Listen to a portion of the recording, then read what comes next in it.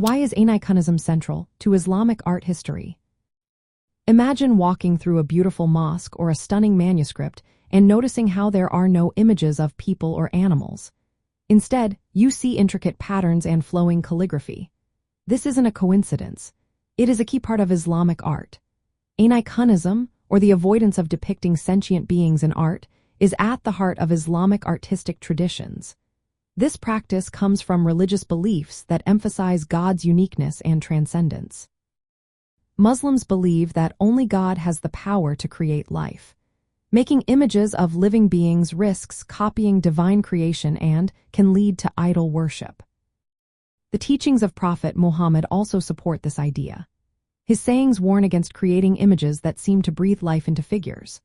Although the Quran does not explicitly forbid images, these sayings have influenced Islamic attitudes for centuries. As a result, Islamic artists often avoided creating human or animal figures in religious settings.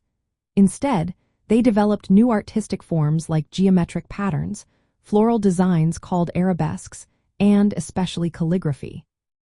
Calligraphy is considered the highest art form because it directly conveys verses from the Quran, the holy book of Islam.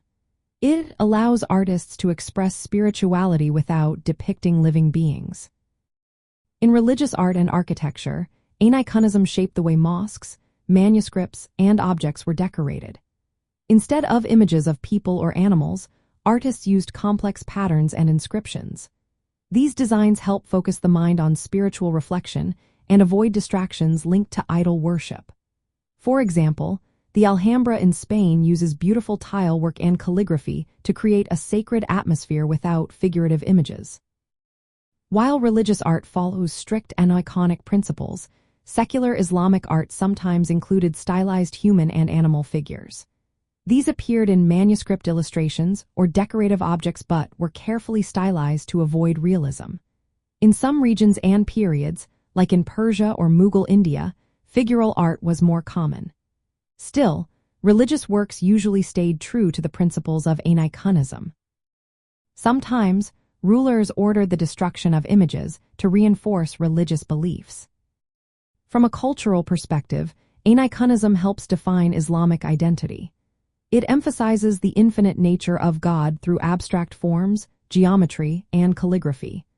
This approach influences how Islamic societies decorate their mosques, books, and everyday objects.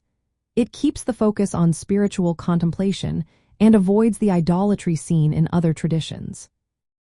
The intricate tile work of the Alhambra and the beautiful Quranic scripts are perfect examples of how Islamic art expresses devotion without using images of living beings. In summary, Aniconism is central to Islamic art history because it aligns with core beliefs about God's uniqueness and the prohibition of idol worship. It shapes a distinctive artistic style that values calligraphy, geometric patterns, and abstract decoration over figurative images. This way of creating art helps preserve Islamic cultural and spiritual identity across many centuries and regions.